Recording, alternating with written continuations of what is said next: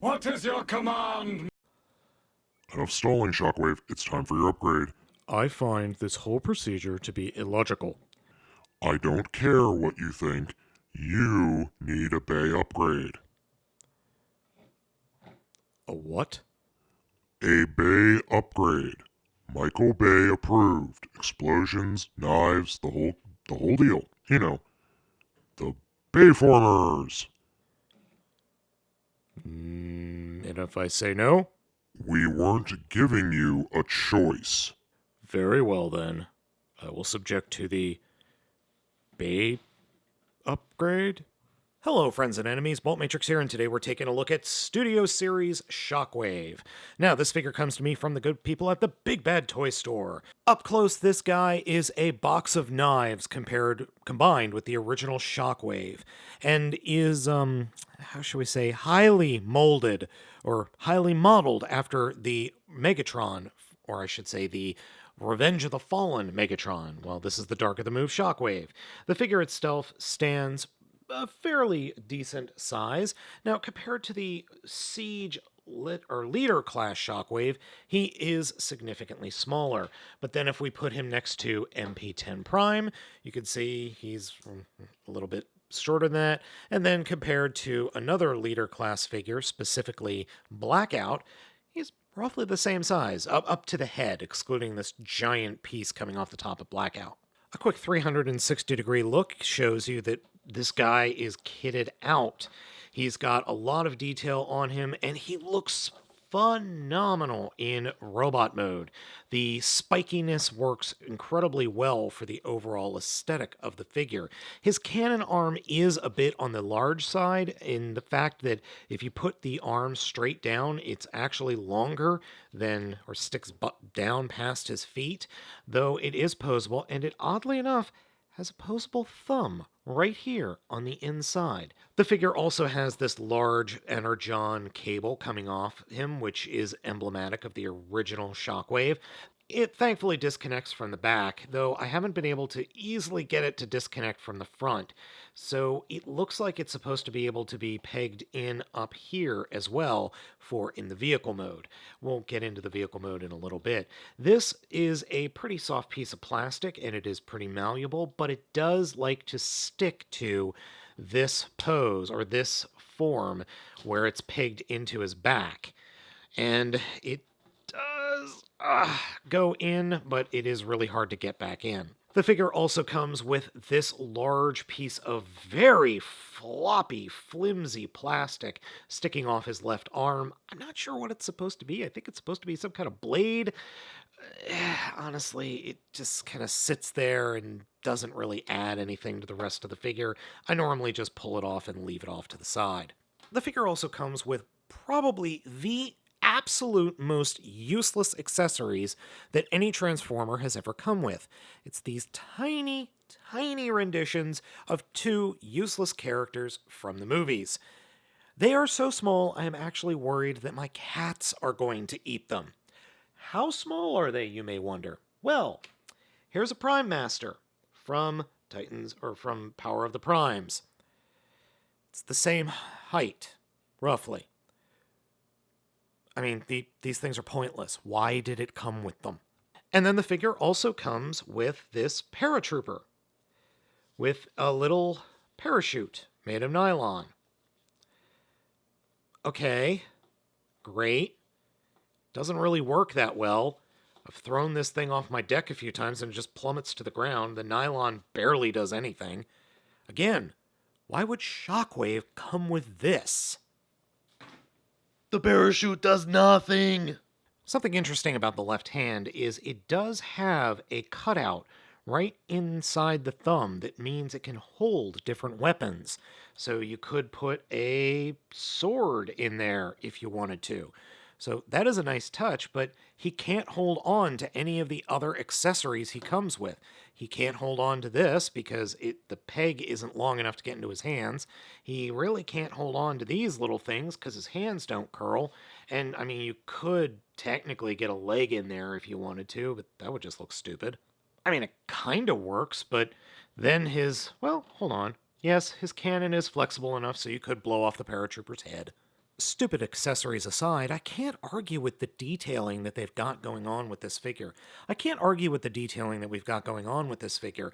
The head sculpt is phenomenal and works incredibly well for a Shockwave based on Michael Bay's design language, we'll say.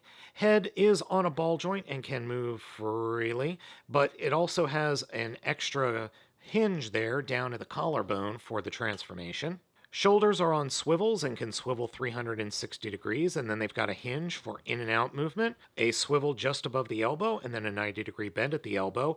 The left arm or left hand does have a little bit of articulation, but the whole hand is just super soft, fudgety plastic. It's the same plastic that the little sword thing is made out of. It's painted well, but you pick it up and it's got no structural integrity whatsoever. The other arm has the same posability, a swivel with a hinge, and then a swivel above the elbow, 90-degree bend at the elbow, and then the giant cannon. Unfortunately, the giant cannon does not pose on its own. The barrel, unfortunately, again, is made of that super soft plastic again. It is painted nicely, though. The thumb does open and close, but you're not going to be able to hold anything because there's no hole there for anything to sit in. Again, you can pose it pretty freely, but you do have to remember it is attached via this cable, so that is going to limit your posability options. I would love if this plastic piece could come off, but oh yeah, okay, yes, with a little bit of elbow grease, this does come unpegged, so you can just kind of move it and peg it into his butt or something, and then you do get a little bit more freedom with the posability, which is good. There is no torso articulation, but hips are the same as Megatron's. In fact, this is the exact same mold as Revenge of the Fallen Megatron Voyager class figure. The legs kick out, and they swivel forward and kick forward. Thigh swivel, bend at the knee, which is 90 degrees, and then you've got a lot of foot articulation forward and back and side to side thanks to the ankle articulation. However, the figure lacks any real heels. It just does not have anything that counts as a real heel, and this piece of plastic does not work that well as a heel. Now, as part of the transformation, you are supposed to swivel this out a little bit, but that, again, doesn't work as a heel either. So, yeah, I've looked at the directions, I've looked online, I've looked at other reviewers, and nobody seems to be able to figure out how to give him any real decent heels. Now, that's not to say you can't pull off any decent poses with this guy. You can pose him pretty well, but you do have to be careful. The lack of heels and the top-heavy nature of the barrel do make it a little bit more difficult. He can dab excellently, however.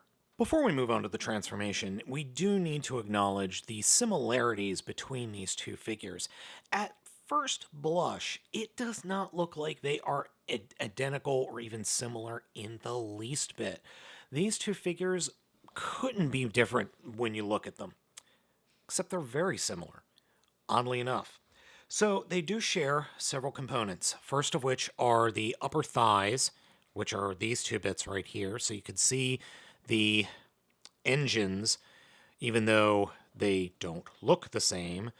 You could see that the engine here, or the thruster look, is the same. The actual components that are connecting the hips together are exactly the same. I would show you that by taking it apart, but I just don't want to. The backs are similar, but when you lift up the backs for the transformation, the components are all exactly the same underneath. So these hip components right here and right here are exactly the same. And then if you start looking at the legs, the treads, specifically these pieces down here and these pieces down here, are very similar. In fact, they're the same. They are assembled differently, though. So these pieces right here and these pieces, specifically from the knee down, from here down, are the same. And and then these stupid little pieces right here, these are the same pieces that are right here and right here on the feet. Yeah. So it's no wonder that they transform almost exactly the same. Alright, enough comparing him to Megatron, let's go ahead and get into the transformation. To start off with, we're going to turn the figure around, come to the backpack, grab the backpack, and just kind of push it up and open up the backpack a little bit like so. Come back to the front, take the head and pull it away from the body, then take the shoulders and unpeg them from the rest of the body, or from the rest of the torso like that, and then we can open up the backpack thusly. So just kind of fold that up and get them off to the side. That looks kind of silly, I realize that. Now, essentially what we're going to do is take the entire figure, take the legs and flip them up over the head, and then fold the arms up so that they're both pointing forward, which is the exact opposite of the way we did it with Megatron. So take the head and fold it up thusly. Next, come down to the hips and unpeg them from the rest of the body and fold them out along this double hinged piece. So spread them out like that.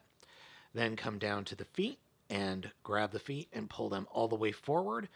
Flip the section that is the heel around, and then drop the foot all the way, pointing straight down along the length of the leg like that. So we'll do that on the other side. So first, fold the heel around 180 degrees, grab the foot and extend it all the way down, or all the way forward, and then fold it down in front of the tread like that. Take the hinge on the hip and fold it up so that it is pointing up, or the foot is pointing up towards the robot head. And there's this little peg hole inside the shin that will peg into this peg just underneath the armpit. It does require a little bit of force in making sure that your leg is perfectly straight. If the leg isn't perfectly straight, it's not going to work. So do the same thing on the other side, fold it up, make sure the leg is straight, bring it in, and peg it into place. Then we could drop these little head holders onto Shockwave's head, like so. And they can just kind of cradle his head in place. Doesn't always work all that well, in all honesty. Now, we could just leave it here and we'd end up with an alt mode that is ridiculous and silly and is kind of like a rolling battle armor, but we're not quite there yet.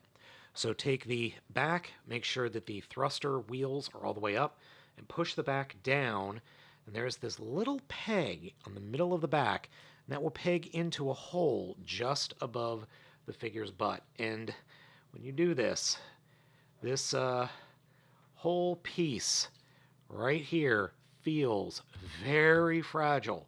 So just be sure you're careful and you got everything lined up. And as you can see, it's not a perfectly flat piece. It's actually going off at a little bit of an angle.